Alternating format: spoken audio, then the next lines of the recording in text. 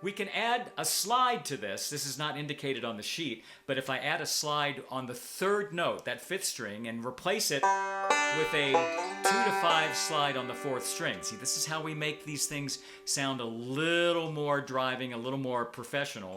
We would get this.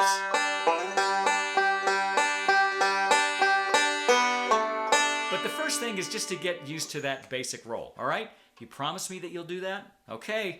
Now, as we go to this... All right, so the next thing I would say that is worth addressing is at least some familiarity with those D-shaped Scruggs licks. There are several in here.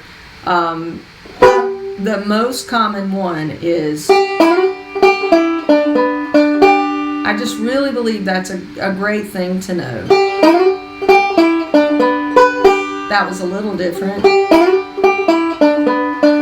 That was 2 thumbs. And then the next time I went to get you out of the 2 thumbs. Some people say, well, could I go thumb, index, thumb? You absolutely could. Okay.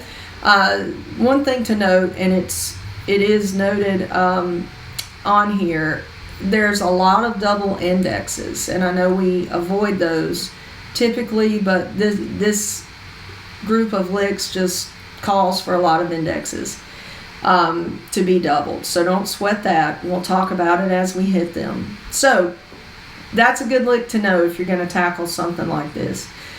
The next thing that I want to talk I kind of like the balance of having both. I enjoy that. So one thing that I wanted to start out with is that we have to realize as banjo players, if we're playing in any kind of group situation, which, you know, that's what backup is, even if you're just backing up your voice, we have to realize it's not all about the banjo. It's very easy as banjo players to sit and, you know, we've learned these licks and different things all week, and then we want to work them in, so we're basically paying attention to ourselves, and that's not good. It's good to do during practice, but when you're playing with other people, you really want to pay attention and listen to the mandolin while he's soloing, and listen to the fiddle, and if you combine that with listening to bluegrass, and I mean bluegrass not necessarily as it stands today, but as it has been